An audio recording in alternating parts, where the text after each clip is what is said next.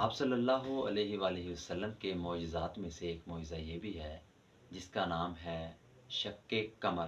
شق قمر کسے کہتے ہیں؟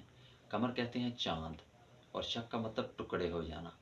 چاند کے دو ٹکڑے ہو جانا یہ آپ صلی اللہ علیہ وسلم کا معجزہ ہے۔ اصل میں یہ معجزہ مانگا گیا تھا۔ مکے کے لوگوں نے آپ صلی اللہ علیہ وسلم کو مخاطب کر کے کہا کہ آپ ہمیں زمین کے اوپر تو زیر کر سکتے ہیں، یہاں پر تو آپ ہمیں، آپ کا جادو بھی ہو سکتا ہے یہ، تو آپ ایک کام کیجئے، اگر آپ کے پاس حقیقی معجزہ ہے یا حقیقی نبی ہیں تو آپ ایک کام کیجئے، جو چاند ہے اس کے دو ٹکڑے کر دیجئے، ہم آپ کے اوپر ایمان لے آئیں گے۔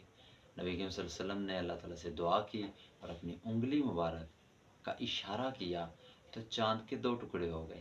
اب جب چاند کے دو ٹکڑے ہو گئے تو یہ لوگ اپنی آنکھوں کو ملتے تھے کپڑوں کے ساتھ کہ کہیں ہمیں دھوکہ تو نہیں ہو رہا، کہیں ہمیں دھندلا دھندلا تو نہیں دکھائی دے رہا، تو وہ اپنی آنکھوں کو مسلا کرتے تھے، بار بار ان کو نظر آ رہا تھا، اور یہ کافی دیر تک ایسے رہا۔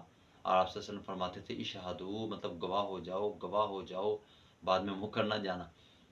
تو کیا ہوا کہ چاند کافی دیر دو ٹکڑے رہا، پھر بعد میں وہ جڑ گیا۔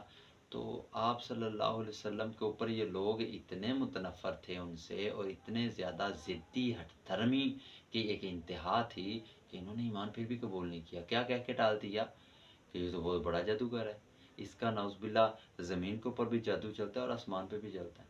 اور کچھ نے تو اس بات کی تصدیق کے لیے کہ کہیں اس نے ہم پہ جادو تو نہیں کر دیا تھا، شہر سے باہر سے آنے والے جو لوگ تھے ان سے پوچھا بھی کیا تم نے یہ واقعہ دیکھا، تو انہوں نے بھی بتایا ہم نے یہ واقعہ دیکھا۔ تو یہ بہت بڑا معجزہ تھا کہ اتنا بڑا چاند اس کے دو ٹکڑے ہو گئے تھے۔ یہ اللہ رب العزت نے معجزہ عطا فرمایا تھا نبی کریم صلی اللہ علیہ وآلہ وسلم کو۔